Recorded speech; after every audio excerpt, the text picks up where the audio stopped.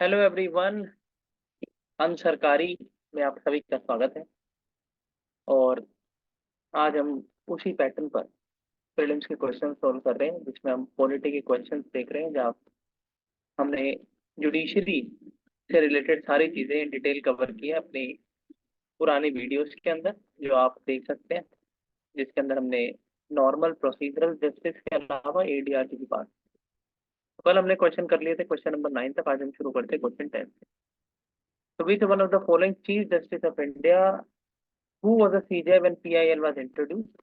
तो इनके अंदर से पीएम भगवती हैं, और इन्हीं के साथ फिर जज थे कृष्ण अय्यर और दो तीन और जज थे फेलो इनके कलीग, जिनके टाइम पीरियड पर जो है पीआईएल इंट्रोड्यूस हुई है। और आई थिंक 1980s के अराउंड पर हमने देखा कि PIL Parliament cannot enlarge the jurisdiction of Supreme Court as its jurisdiction is limited to that conferred by Constitution। ये गलत हो जाता है। पार्लियामेंट कानून बनाकर बढ़ा सकती है, लेकिन कानून बनाकर भी घटा नहीं सकती। Officers and servants of Supreme Court, High Court appointed by concerned Chief Justice and admin expenses are charged on Consolidated Fund of India. Yes, true. Only two. There are 25 high courts in India. Punjab, Haryana and Chandigarh have a common high court. NCT has a high court of its own. हाँ, तो तीनों statement correct है, पहली नहीं है। ठीक। Which of the following cases are dealt by लोक अदालत? Motor accident, pension, dispute with mobile cellular company. तीनों ही होने चाहिए। आंसर इसमें दिया हुआ है टू ओनली। पेंशन केसेस क्यों नहीं डील कर सकता है लोक अदालत? ओशिक, आप इसको कॉपी पेस्ट कर देना, एक बार देख लेंगे कि क्यों नहीं कर सकता। मतलब लोक अदालत के फोन पर बोलना तो चाहिए था। अच्छा ठीक। सेलुलर कंपनी के आया मामले डी में आई नहीं होगा आ ना। सकते। नहीं नहीं नहीं, वो आ तो सकता है लोक अदालत के अंदर भी, लेकिन लोक अदालत का फॉर्मेशन क्यों हुआ? ऐसे लोग जो वंचित है, जिनको न्याय दिलाना है। सेलुलर कंपनी के अंदर अगर आप बीच में डिस्प्यूट है कंपनियों के बीच में, तो वो नहीं आ सकता। और दूसरा पेंशन, पेंशन अगर आपको मिल रही है तो इसका मतलब आपको सोशल जस्टिस आपके साथ हो रहा है ना। तो ऐसे मैटर के लिए नहीं होना होगा मतलब। और पेंशन के कोई ऐसा भी नहीं है कि केसेस जो है पेंडेंसी में रहते हो। हम्म। वैसे it was A next question. Highest criminal court of district is a court of district and session judge. Okay. District judge are appointed by governor in consult with the High Court. Okay. A person to be eligible for appointment as district judge should be an advocate or pleader for 7 years, standing or more, an officer in judicial service of the union or the state. And when the session judge awards a death sentence, it must be confirmed by the High Court. पहला भी सही, दूसरा भी सही, चौथा भी सही, और तीसरे में लिखा हुआ है एलिजिबल होने के लिए एडवोकेट रहे हो। हाँ सही बात है, तो 1 2 3 4 लगाऊंगा मैं। ठीक है। The power to enlarge jurisdiction of Supreme Court respect to any matter included in the Union Legislative Power Parliament. Which one of the following high courts has the territorial jurisdiction over Andaman and Nicobar? Calcutta. Calcutta. Hmm. The salary and allowances of the judges of the High Court are charged. Salary and allowance, बस। consolidated fund of state. हाँ, state है। State का। Pension हो गई सिर्फ उस पे charge. हम्म। हाँ। Following statement regarding high court. 18 high court है, 2001 की बात हो रही है, अगर एक रिसेंटली सवाल है देखना इसको, मतलब। 3 of them have अभी कितना वो jurisdiction over more इम्पोर्टेंट है? than one। क्या चीज? अभी कितना वो इम्पोर्टेंट है उस समय क्या है? हाँ, तो no UT has high court of its own, तो गलत हो गया। दिल्ली की तो अपनी है। अभी की अगर बात करें तो जम्मू कश्मीर की अपनी है। जजेस of high court hold office till the age of 62, ये भी बात सही है। 65 साल सुप्रीम कोर्ट के लिए। 3 of them have high courts jurisdiction. India में 25 हाई कोर्ट्स ही हैं। तो वो ऊपर गलत एक कैसे हुआ ऊपर वाला क्वेश्चन से? हाँ, नहीं 25 ही है इंडिया में करंटली। तो यहाँ पर जो है मेरे हिसाब से फोर्थ स्टेटमेंट और third second statement is true. Second and fourth. हाँ।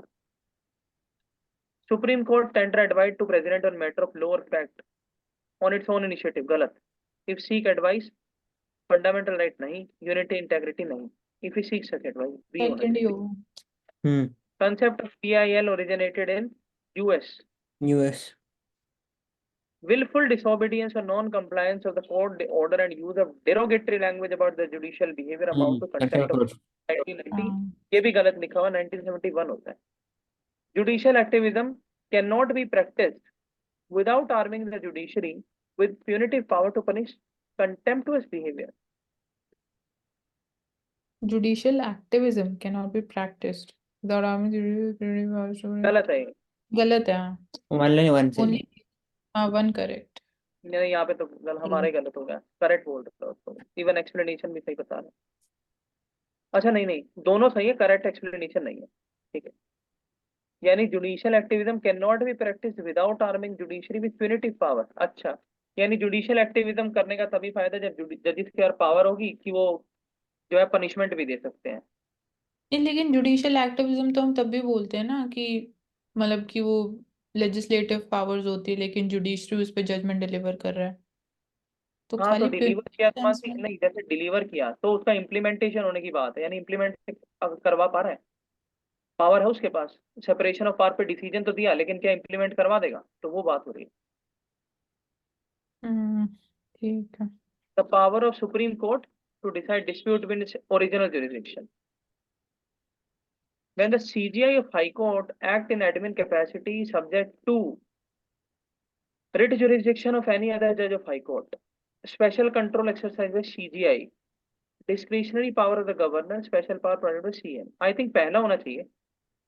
एडमिनिस्ट्रेटिव कैपेसिटी है रिट पहला होगा ना, जुरिसडिक्शन। रिट पावर करेगा। अकॉर्डिंग ये टू समझाओ कॉन्स्टिट्यूशन, एक बार, समझ नहीं आया मेरे को ये। चीफ यहाँ पे लिखा जस्टिस हुआ मानती कि दो तरीके से कैपेसिटी में काम करता है ना जज, एक तो जुडिशियल कैपेसिटी होती है, एक एडमिन कैपेसिटी होती है। तो जुडिशियल कैपेसिटी में तो ये है कि भाई उसको अलग अलग जो जुरिस्डिक्शन है उनके बिहाफ पे केसेस सेटल करने हैं, MP MLA के हो गए, इलेक्शन के हो गए, डिस्प्यूट के हो गए। एडमिन कैपेसिटी का मतलब ये है कि जब CGI ऑफ हाई कोर्ट पूरी हाई कोर्ट के ऊपर बैठा हुआ है और एडमिनिस्ट्रेशन संभाल रहा है पूरी हाई कोर्ट का, और हाई कोर्ट से नीचे जितनी कोर्ट है उनका सारा एडमिनिस्ट्रेशन देख रहा है, तो वो क्या कर सकता है? CGI का स्पेशल कंट्रोल तो उस पर नहीं है ना, और ना गवर्नर की डिस्क्रिशनरी पावर का उससे कोई रोल है, ना CM कुछ दखल अंदाजी कर सकता है, तो बचा क्या? रिट। यानी किसी भी हाई कोर्ट के जज के ऊपर, किसी भी ट्रिब्यूनल के जज के ऊपर, यानी उससे नीचे जितने भी कोर्ट हैं सारे जजों के ऊपर वो रिट लगा सकता है। कौन सी? सेट्योरारी, कि आप अपना मैटर छोड़ो मुझे दे दो वापस, या फिर आप ढंग से नहीं सुना रहे हो, मेंटेनेंस कर देगा, प्रोहिबिशन लगा देगा, तो वो बात। ठीक है। According to constitution the term district जज शैल नॉट इंक्लूड, अच्छा, ट्रिब्यूनल जज, हम्म ये, हाँ, पंचायती राज। Okay, so now we are beginning our journey towards the grassroots institutions of democracy, जिन्हें ऐसा बोला जाता है कि अगर डिसेंट्रलाइजेशन किसी कंट्री के अंदर चाहिए आपको, और उस कंट्री का जो टेरिटोरियल एस्केप है, पॉपुलेशन डेंसिटी है, और मैक्सिमम फॉर्म ऑफ डाइवर्सिटी है, तो उसके लिए आपको पंचायत और म्यूनिसिपैलिटी जैसे जो इंस्टीट्यूशन है उनकी सहायता लेनी पड़ती है, ताकि जो vertical distribution of power and resources, horizontal distribution of power and resources होने के बावजूद भी अगर कोई कमी रह जाए तो लोगों के ग्रीवियंस रिड्रेसल कैसे हो, लोगों की रीजनल डिमांड्स, रीजनल एस्पिरेशंस को मीट कैसे किया जाए, जो लोगों की बेसिक अमेनिटीज हैं रिमोट लेवल पर, विलेज लेवल पर, उनका रिप्रेजेंटेशन कैसे हो। तो इन सारी चीजों को मद्देनजर हमारे यहाँ म्यूनिसिपैलिटीज और पंचायती राज, ये दो इंस्टीट्यूशन हैं जो कहाँ पर मेंशन है? शेड्यूल्स में है। अगर हम बात करें कौन से शेड्यूल में पंचायत, तो आई थिंक 11th शेड्यूल में हमारे यहाँ पंचायत आती है, और 12th शेड्यूल में माइनॉरिटी म्यूनिसिपैलिटीज आती है। पंचायती राज के फंक्शनल आइटम्स की बात करें तो 28-29 होते हैं, और अगर म्यूनिसिपैलिटीज के फंक्शनल आइटम्स की बात करें तो आई थिंक 18 होते हैं इन नंबर। कहाँ पर और मेंशन है शेड्यूल्स के अलावा? तो डायरेक्टिव प्रिंसिपल्स के अंडर जो है इनटेंजिबल फॉर्म के अंदर गांधीयन प्रिंसिपल इस चीज को बात बोलता है कि आप विलेज लेवल पर पंचायत को कॉन्स्टिट्यूट कीजिए। कॉन्स्टिट्यूशन के अंदर मेंशन ओरिजिनल थी, तो आंसर है नहीं थी। तो कब आई? तो हम देखते हैं कि 1973 सॉरी 1990 आई थिंक ये 73rd एंड 74th अमेंडमेंट जो है उसके द्वारा जो है पंचायती राज एक कॉन्स्टिट्यूशनल बॉडी के रूप में कॉन्स्टिट्यूशन के पार्ट 9 में आया। तो 1992 के अंदर पंचायत आई और 1990 आई थिंक 3 के अंदर म्यूनिसिपैलिटी आई। तो पंचायती राज अगर हम बात करें तो एक पूरे प्रोसेस से, एक पूरे फिनोमिनन से आई। तो हम बोल सकते हैं कि जो पंचायती राज एज एन इंस्टीट्यूशन जो कॉन्स्टिट्यूशन के टेक्स्ट में लिखा गया, बाद में उसको पहले कंटेक्चुअल अप्रोच के बिहाफ पे, एम्पिरिकल अप्रोच के बिहाफ पे, बिहेवियरल अप्रोच के बिहाफ पे उसको इम्प्लीमेंट करके देखा गया। सबसे पहले राजस्थान एक ऐसा हमारा स्टेट है जहां पर पंचायती राज को वाकई में इम्प्लीमेंट करके देखा गया। नागौर जिला जिसको हम बात करते हैं, जहां पर हमारे the very first prime minister of India Pandit Jawaharlal Nehru implemented the panchayat scheme. और उसके बाद जो है फिनोमिनल चेंजेस आते रहे and finally we the parliamentarians adopted Panchayati Raj as a constitutional part in part 9 of Indian Constitution। तो पंचायत को हम रूरल लोकल सेल्फ गवर्नमेंट के नाम से भी जानते हैं, म्यूनिसिपैलिटी को अर्बन लोकल सेल्फ गवर्नमेंट के नाम से जानते हैं। हर स्टेट में है, सेंट्रल एक्ट से नहीं है, यानी कॉन्स्टिट्यूशन के अंदर मेंशन है। तो हर स्टेट की जिम्मेदारी है कि कॉन्स्टिट्यूशन के अंदर से पढ़कर अपने अपने स्टेट की ज्योग्राफी, अपने अपने स्टेट की डाइवर्सिटी, पॉपुलेशन, सब चीजों को मद्देनजर सेपरेट अपने अपने कानून बनाइए और इस्टेब्लिश कीजिए। अलग अलग टायर है, 3 टायर कॉमन है, अब 2 टायर कहीं पर है, कहीं पर 1 टायर है, कहीं पर 3 टायर है। तो उसमें कहीं ना कहीं हम बात करेंगे in the later course of part कि कुछ ऐसे प्रिंसिपल्स हैं जो मैंडेटरी हैं और कुछ ऐसे हैं जो डिस्क्रिशनरी है on the state governments at the time they are compositing and constituting the panchayat at the grassroots level। अगर हिस्टोरिकल बैकग्राउंड की बात करें तो बहुत पहले के टाइम से, ऋग्वेदों के टाइम से ही हम देखते हैं सभा समिति, ये जो है सेल्फ गवर्निंग बॉडीज उस टाइम पर हुआ करती थी, जो अपना गवर्निंग से लेकर के और सेल्फ सस्टेनेंस जो प्रिंसिपल है उसका निर्वाह करती थी। चोला के टाइम पर हमने देखा उर एंड सभा, वलियम्स आ गए, कमेटी आ गई। तो कहीं ना कहीं एडमिनिस्ट्रेशन करने के लिए जो है समाज के अंदर से मुख्य लोगों को चुना जाता है जो कि फ्री हैं, जिनके जो अफोर्ड कर सकते हैं, डिजायरेबल है। जब आप बात करें स्टेट के फॉर्मेशन की या फिर जो पुराने इंस्टीट्यूशन जब हमारे यहाँ पर आए, तो ऐसा बोला जाता है कि the politician, important responsibility of politician is making law and doing arbitration. यानी कानून बनाइए और कानून को इम्प्लीमेंट करवाइए और कानून के बीच में अगर डिस्प्यूट आता है तो उसको रिजोल्व करवाइए। तो ऐसा बोला जाता था ग्रीस सोसाइटी के टाइम से, और अब तक भी ऐसा है, देखने को मिलता है कि पॉलिटिक्स के अंदर पॉलिटिशियन जो होते हैं वो ज्यादातर एलीट सेक्शन से ही आते हैं। बहुत पैसे वाली पार्टीज होती हैं, जो पार्टी सिस्टम है उनके अंदर पैसे का रोल होता है। तो अगर आप प्रिस्टीन सोसाइटी से लेकर के और मिडिवल सोसाइटी तक की बात करें तो वहां पर इसको जस्टिस और आप बोल सकते हैं लेजिटिमेट प्रिंसिपल माना गया कि पॉलिटिशियन जो है वो एलीट सेक्शन से अगर आता है तो वो ही आना चाहिए, वो बहुत अच्छी चीज है। क्यों?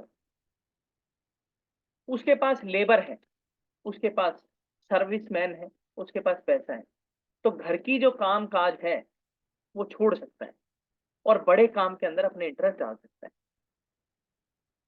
दूसरा, बाकी सोसाइटी से ज्यादा पढ़ा लिखा होता है, अगर नहीं भी होता है तो इंटेलेक्ट कंडीशनिंग अच्छी होती है। तो इसीलिए बोला गया, जब हम बात करते हैं बड़े बड़े दिग्गज जो political science, history, philosophy, economics जैसी जिन्होंने सब्जेक्ट्स को ओरिजिन है जहां से, उन्होंने ये बोला कि politics is the profession of the elite section in the society because it is desirable and also justice. लेकिन अगर आज के टाइम में अगर हम बात करें तो हम देखते हैं कि इन रियलिटी, अगर हम रियल पॉलिटिक्स, रियलिज्म की बात करें तो ऐसा तो होता ही है। लेकिन still we are seeing that as the modernity is coming, as the intellectual and scientific revolution is coming in the societies, we are seeing that a level playing field is being created on the basis of the education, on the basis of scientific learning, on the basis of scientific caliber, which is enshrined not only in the constitution but also it was adopted later on by on the basis of recommendation of Swarna Singh committee in the fundamental duties in part 4A। तो अगर हम बात करें सबसे पहले कि panchayat constitution के आने से पहले कैसी थी, क्या काम था, कैसे आई। तो सबसे पहले यहाँ पर इवोल्यूशन आता है। तो इवोल्यूशन के अंदर श्री बलवंत राय मेहता जो है, इनकी एक कमेटी बनती है, चेयरपर्सन थे। 1957 के अंदर एक कमेटी बनी। उससे पहले भी जो है पंचायत यानी सेल्फ गवर्नेंस का काम जो है चल रहा था। वो कैसे चल रहा था कि जब पार्लियामेंट बनती है तो पार्लियामेंट को ये समझ आया कि हम जो कानून बनाएंगे वो स्केलेटन फॉर्म में बना रहे हैं, लेकिन ग्राउंड लेवल पे कैसे इंप्लीमेंट होगा। तो पार्लियामेंटेरियंस ने दो प्लान बनाए।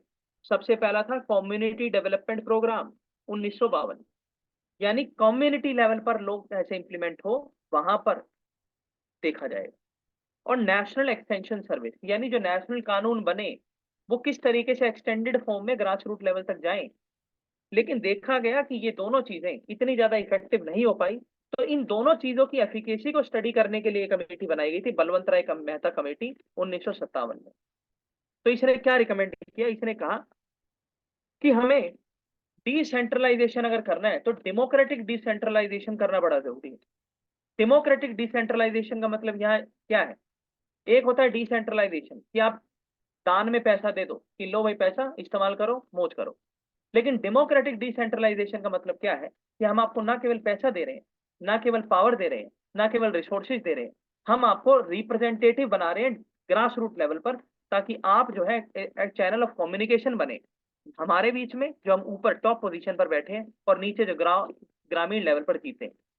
तो इसलिए इसको डेमोक्रेटिक डिसेंट्रलाइजेशन बोला जाता है। तो इन्होंने क्या क्या मुख्य बातें कही, इन्होंने कहा जब आप डेमोक्रेटिक डिसेंट्रलाइजेशन का प्रोसेस अपनाएंगे तो इसको बोला जाएगा पंचायती राज, यानी 5 लोग रिप्रेजेंटेटिव होंगे एक गांव के, और वो जो है आर्बिट्रेशन का काम करेंगे, लॉ इंप्लीमेंटेशन का काम करेंगे, schemes implementation, grievance redressal, local problems को डील करेंगे। तो इन्होंने बात की कि भाई 3 टायर होने चाहिए जो हम पंचायत बात कर रहे हैं। मोटा मोटा लेकर चलते हैं, क्या बोला इन्होंने। तो इन्होंने कहा कि 3 टायर होगी गांव लेवल पर। सबसे पहले ग्राम पंचायत, ब्लॉक लेवल यानी 10-12 गांव के ऊपर जो ब्लॉक होता है उसके ऊपर समिति आ जाए, यानी एक कमेटी टाइप आ जाए, और जिला लेवल जहां पर पूरे जिले के अंदर जितने गांव आ गए, गांव के ऊपर ब्लॉक आ गए, 15 ब्लॉक आ गए, 20 ब्लॉक आ गए, उन सबके ऊपर एक डिस्ट्रिक्ट हेडक्वार्टर हो जाएगा। और तीनों टायर जो है उनके अंदर इनडायरेक्ट इलेक्शन आप करवा लो, क्योंकि उस टाइम पर इलेक्शन जो है आप अफोर्ड ही नहीं कर सकते थे डिसेंट्रलाइज लेवल पर, क्योंकि सेंट्रलाइज लेवल पर कराना ही एक इंपॉर्टेंट टास्क था इलेक्शन कमीशन ऑफ इंडिया के लिए। तो at that time this committee recommended कि इनडायरेक्ट इलेक्शन आप करवा लीजिए और विलेज लेवल पर डायरेक्ट करवा लो, क्योंकि वहां कोई दिक्कत नहीं है, वहां तो गांव के जो है ज्यादा से ज्यादा 500 घर होंगे, वो वोट देंगे, इनको बना देंगे।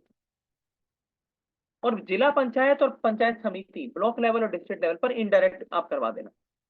इसके बाद इन्होंने क्या कहा कि सारा काम क्या करेंगे, ये प्लानिंग कर लेंगे, प्लानिंग की रिपोर्ट ऊपर सरकार को दे देंगे, यानी प्लानिंग एंड डेवलपमेंट के काम।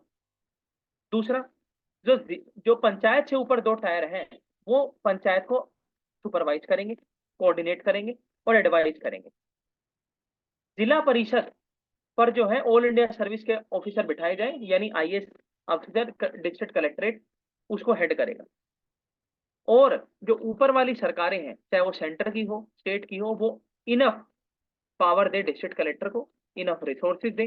तो आज के टाइम पर भी जब हम बात करते हैं एमपी एमएलए फंड, आज के टाइम पर भी जब हम बात करते हैं मनरेगा फंड, तो the whole sum is not given to the MP MLA, it is reserved in the hands of the district collector, and then the MPs and MLAs come and request and then the fund is released.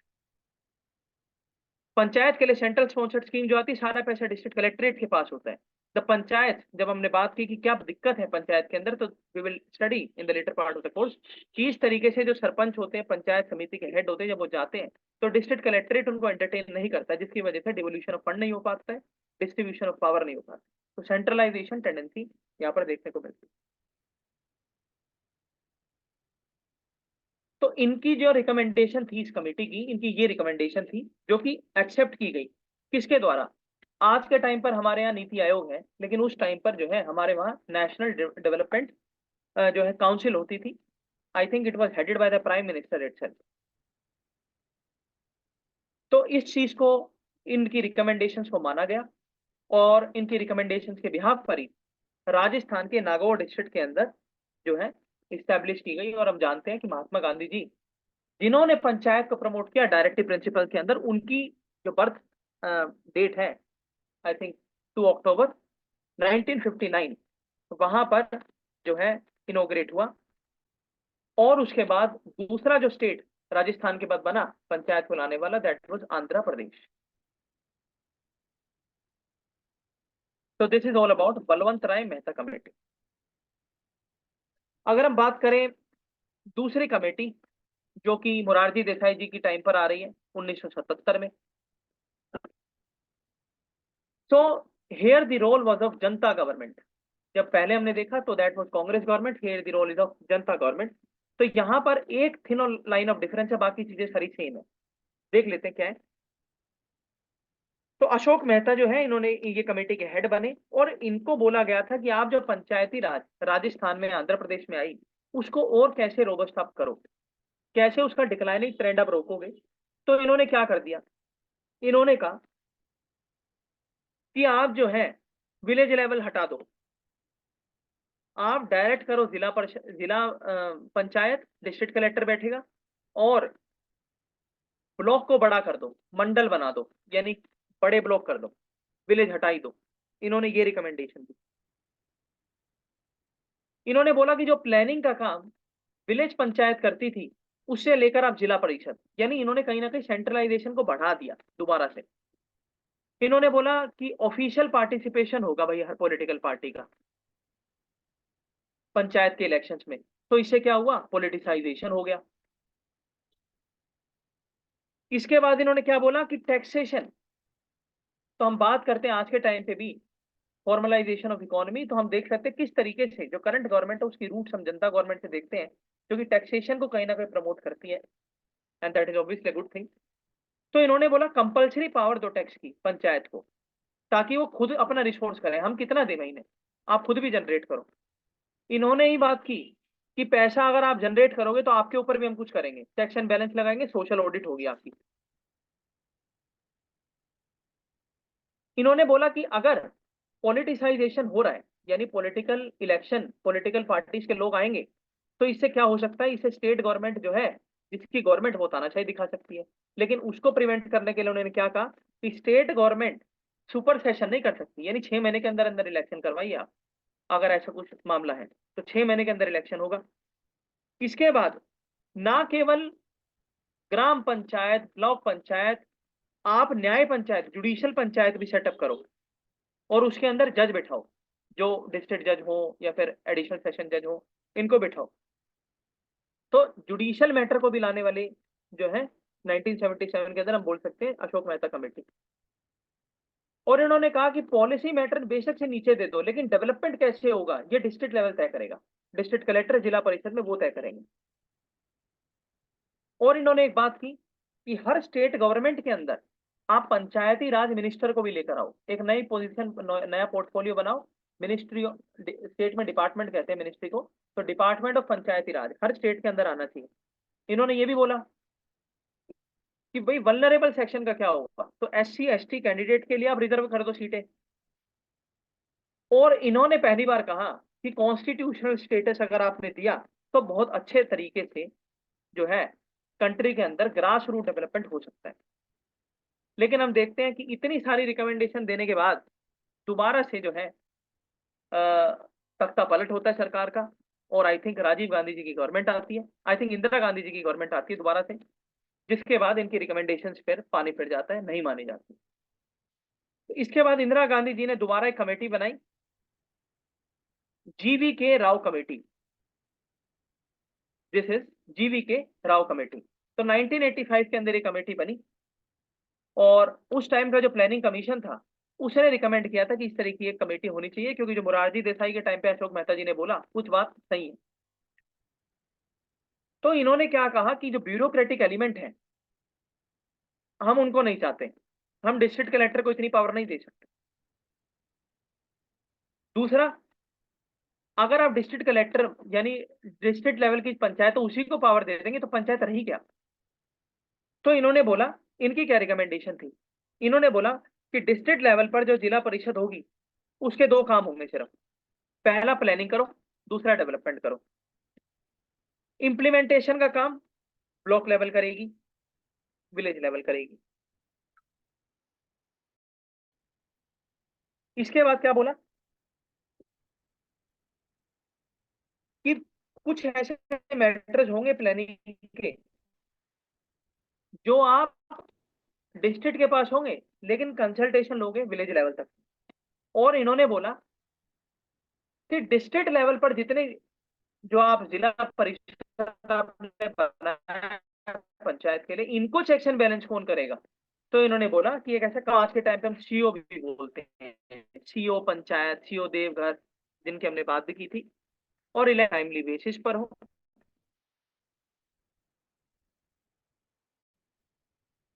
This is all about जो है जीवी के Rao committee. अगर कुछ और committees हम देखें, छोटी छोटी जो कमेटीज आई एलएम सिंघवी कमेटी से पहले, तो इस तरीके से थी दांतावाला कमेटी। तो दांतावाला कमेटी के बारे में सिर्फ एक लाइन याद रखनी है, ब्लॉक लेवल पर आई। हनुमंथा राव डिस्ट्रिक्ट लेवल पर आई। दोनों ने क्या बात कही? दोनों ने कही कि डिसेंट्रलाइजेशन करो डिस्ट्रिक्ट लेवल पर। हनुमंथा राव कमेटी ने कहा कि आप जो है डिस्ट्रिक्ट कलेक्टर को ज्यादा पावर दो। तो हनुमंथा राव आप ऐसे याद कर सकते हैं, डिस्ट्रिक्ट कलेक्टर ज्यादा पावर। इन्होंने बोला कलेक्टर को ही सारी पावर दे दो, डेवलपमेंट भी वही करेगा, प्लानिंग भी वही करेगा, कोऑर्डिनेट भी वही करेगा। अब इतनी कमेटी जब आ चुकी है तो फाइनली पार्लियामेंट के अंदर बात उठी कि क्या कॉन्स्टिट्यूशनल स्टेटस देने से ही बात बनेगी। तो इसीलिए जो राजीव गांधी जी थे उन्होंने सबसे पहले इस मैटर को उठाया कि क्या कॉन्स्टिट्यूशनल स्टेटस इसे दे सकते हैं। तो उसके लिए उन्होंने एलएम सिंघवी, ये बहुत जाने माने जो है वकील है थे, बहुत जाने माने पार्लियामेंटेरियन थे, और एलएम सिंघवी जो है ये बहुत जाने माने इंडियन फॉरेन सर्विस के भी दिग्गज माने जाते हैं एलएम सिंह। तो एलएम सिंघवी जो है इनको हेड करवाया गया इस कमेटी के ऊपर, एलएम सिंघवी कमेटी, इस कमेटी का नाम पड़ा। तो इन्होंने क्या रिकमेंडेशन दी? इन्होंने बोला कि हाँ भाई कॉन्स्टिट्यूशनल स्टेटस जो है आप दो, नया चैप्टर लाओ कॉन्स्टिट्यूशन के अंदर, फ्री एंड फेयर इलेक्शन करवाओ, और जो अशोक मेहता जी ने बात कही थी कि जुडिशियल पंचायत भी होनी चाहिए, वो भी बड़ी जरूरी, तो वो भी लाओ। और ग्राम सभा को ज्यादा इंपॉर्टेंस दो आप, क्योंकि अगर आप डिस्ट्रिक्ट लेवल को ही ज्यादा देते रहोगे तो बात नहीं बनेगी। आप विलेज लेवल में दो ज्यादा पावर। विलेज वालों को बोलो कि कैसे पैसा मोबिलाइज कर सकते हो, उनको बताइए, उनको कैपेसिटी बिल्डिंग करिए उनको। और जब आप न्याय पंचायत बना रहे हैं तो न्याय ट्रिब्यूनल भी बना दीजिए। तो इन्होंने बात, तो ये एलएम सिंघवी जी की टोटल अगर हम बोले तो कुल मिला के ये इनकी रिकमेंडेशन है। अब यहाँ पर डायरेक्टली लिखा हुआ है 73rd कॉन्स्टिट्यूशनल अमेंडमेंट एक्ट। इससे पहले जो है दो कमेटीज और इंपॉर्टेंट है जिनके बारे में हम चर्चा कर लेते हैं। पहली है ठंगन कमेटी, जिसको हम ठुंगन कमेटी बोलते हैं। ये आई 1988 के अंदर। इसने क्या बोला कि कॉन्स्टिट्यूशनल स्टेटस दो, 3 टायर बनाओ, जिला परिषद को पावर दो, 5 साल का टेन्योर हो, सुपर सेशन का टाइम पीरियड मैक्सिमम 6 महीने हो, चेयरमैन एक सेपरेट मिनिस्टर होना चाहिए पंचायत का, सब्जेक्ट की एक लिस्ट दो। करेगी क्या उसको खुद ही नहीं पता क्या करेगी, लिस्ट बनाकर दो उसको क्या करना है। रिजर्वेशन दो, किन किन को, एससी को, एसटी को, ओबीसी को, वुमेन को। इसके बाद इन्होंने दो चीजें ज्यादा बोली कि फाइनेंस कमीशन, जो स्टेट का फाइनेंस कमीशन है, वो बताएगा कि किस तरीके से पैसा डिवोल्यूशन होगा पंचायत लेवल। और इन्होंने बोला कि डिस्ट्रिक्ट कलेक्टर जो है वो, उसको हम डिस्ट्रिक्ट कलेक्टर नहीं बोलेंगे जब वो पंचायत को डील कर रहा है, उसको हम सीओ बोले, chief executive officer of the village of the जिला परिषद। इसके बाद एक और कमेटी इंपॉर्टेंट है, दैट इज गढ़गिल, गढ़गिल कमेटी। और ये भी जो कांग्रेस गवर्नमेंट है यूपी, आई थिंक उस टाइम तो यूपी नहीं था, तो हम बोल सकते हैं गढ़गिल गवर्नमेंट 1988। इन्होंने क्या बोला? इन्होंने भी यही बात की, कॉन्स्टिट्यूशनल स्टेटस दो, 3 लेवल बनाओ, 5 साल में इलेक्शन कराओ, रिजर्वेशन दो, लिस्ट बनाओ सब्जेक्ट की, और जो पंचायत की बॉडी है उनको पावर दो कि खुद भी टैक्स लिवाई कर सकते हो, और टैक्स के अलावा भी वो चीजें लिवाई कर सकते हो, ड्यूटीज हो गई, सेस हो गया, फाइन हो गया। स्टेट फाइनेंस कमीशन की जो ठुंगन कमेटी ने बात की, सही बात है। इसके अलावा इन्होंने एक चीज और बोल दी कि इलेक्शन जो है वो स्टेट इलेक्शन कमीशन कराएगा। यानी ठुंगन कमेटी की सबसे इंपॉर्टेंट चीज क्या है? स्टेट फाइनेंस कमीशन और रिजर्वेशन। और गडगिल कमेटी की सबसे दो इंपॉर्टेंट बात क्या है, स्टेट इलेक्शन कमीशन एंड जो है पंचायत जो है not only tax cess and levy भी कलेक्ट कर सकते हैं। अब अगर बात करें कि कौन सा ऐसा लीडर है जिसको माना जाए कि कॉन्स्टिट्यूशन के अंदर उसी ने डिसेंट्रलाइजेशन को प्रमोट किया, तो अगर ब्रॉडली स्पीकिंग तो हम बोल सकते हैं इंदिरा गांधी जी भी है, राजीव गांधी भी है, वीपी सिंह गवर्नमेंट वो भी है। लेकिन एक इंसान ऐसा है जिसको हम बोलते हैं जिन्होंने कॉन्स्टिट्यूशन को कहीं ना कहीं बहुत बड़े लेवल पर रिफॉर्म भी किया। मिनी कॉन्स्टिट्यूशन जो इंदिरा गांधी जी लाई थी 42nd अमेंडमेंट से, उसको मिनी से हटाकर मेजर कॉन्स्टिट्यूशन में कन्वर्ट करने वाले श्री मोरारजी देसाई, और सॉरी नरसिम्हा राव। तो नरसिम्हा राव जी ने जो है फाइनली कॉन्स्टिट्यूशनलाइज किया पंचायत। ये इनके टाइम पीरियड पर जो है बिल आता है 73rd अमेंडमेंट बिल, जो एक्ट बना 1992 के अंदर। तो इसके अंदर जो है बोला गया क्या, कॉन्स्टिट्यूशन का इंटेग्रल पार्ट माना जाएगा पंचायत आज के बाद, 1992 के बाद। कैसे? पार्ट 9 के अंदर तो डाला, 11 शेड्यूल के अंदर डाला, 29 आइटम दिए यानी काम करने के जुरिडिक्शन दिए, और आर्टिकल भी स्पेसिफाई किए 243 से 243 ओ। इसके अलावा आर्टिकल 40 जो है, जो कि Gandhian principle, again again we are reiterating the Gandhian principle of democracy decentralisation, उसको इन्होंने justiciable part of directive principle बना दिया। यानी पहले आर्टिकल 40 अगर हनन हो रहा है तो आप नहीं जा सकते थे, लेकिन अब जा सकते हैं, because it is a part of constitution now, justiciable. इसके अलावा अगर हम बात करें तो ये एक्ट ने बोला कि कुछ ऐसे मैटर्स होंगे जो कंपलसरी बोले जाएंगे और कुछ ऐसे होंगे जो वॉलंटरी बोले जाएंगे। तो अब हम देखते हैं कंपलसरी क्या है। कंपलसरी है ग्राम सभा यानी ग्राम लेवल हर जगह होगा, 3 लेवल होगी, district, intermediate, village level. Direct election होंगे 2 लेवल पर, विलेज लेवल पर नहीं होगा। इसके बाद एज जो होगी वो पंचायत के खड़े होने के लिए 21 साल होगी। हर किसी के लिए सीट रिजर्व होगी, उस टाइम पर बोला गया था SC ST और वुमेन के लिए, आज के टाइम पे OBC के लिए भी होती है। इसके बाद इलेक्शन कमीशन जो स्टेट का है वो इलेक्शन करवाएगा, और finance commission devolution of fund देखेगा। इसके अलावा before we jump on the jurisdiction, तो क्या क्या हम बोल सकते हैं, इंपॉर्टेंट चीजें हैं, और ब्रॉड में फीचर एक बार देख लेते हैं, because the questions every year come in the mains as well as in the prelims. तो ग्राम सभा, तो ग्राम सभा के अंदर जो है ना पंचायत नहीं आती, ग्राम सभा जो है that is the total number of people living in a village, उसको पूरी को ग्राम सभा बोला जाता है। और उस ग्राम सभा के अंदर इलेक्शन होता है, जो सरपंच और पंचों को इलेक्ट करते हैं। कौन कराते हैं? Election commission of India. Tier system 3 tyre her state में होगा, ताकि यूनिफॉर्मिटी आए, पंचायत हर जगह पर हो। चेयरपर्सन और मेंबर कितने होंगे? तो विलेज लेवल पर जो है, इंटरमीडिएट लेवल पर, डिस्ट्रिक्ट लेवल पर। जब हम बात करते हैं विलेज लेवल पर, तो सारे के सारे जो रिप्रेजेंटेटिव हैं वो इलेक्टेड होंगे, और इंटरमीडिएट और डिस्ट्रिक्ट लेवल पर भी डायरेक्टली इलेक्टेड होंगे। लेकिन अगर बात करें चेयरपर्सन की, तो डिस्ट्रिक्ट लेवल और इंटरमीडिएट लेवल, इन दोनों लेवल के ऊपर तो है इनडायरेक्ट जो है आप बोल सकते हैं इलेक्टेड होंगे, क्योंकि डिस्ट्रिक्ट लेवल पर तो डिस्ट्रिक्ट कलेक्टर बैठेंगे। उसके बाद जो चेयरपर्सन होंगे विलेज लेवल पर, उनका इलेक्शन कैसे होगा, कौन कराएगा, ये सारी चीज स्टेट लेजिस्लेचर के पास पावर है। तो स्टेट लेजिस्लेचर ने क्या बोला है कि स्टेट इलेक्शन कमीशन करवाएगा, रूल हम बनाएंगे, स्टेट इलेक्शन कमीशन रूल नहीं बनाएगा। जब हम कहेंगे वैसे इलेक्शन होगा, लेकिन स्टेट इलेक्शन कमीशन के पास पावर है कि उनको बोल सकता है कि 5 साल से ज्यादा आप टाइम नहीं ले सकते हो। इसके बाद चेयरपर्सन और जितने भी मेंबर हैं जो कि इलेक्ट हुए डायरेक्टली और इनडायरेक्टली, उन सभी के पास राइट टू वोट भी होता है।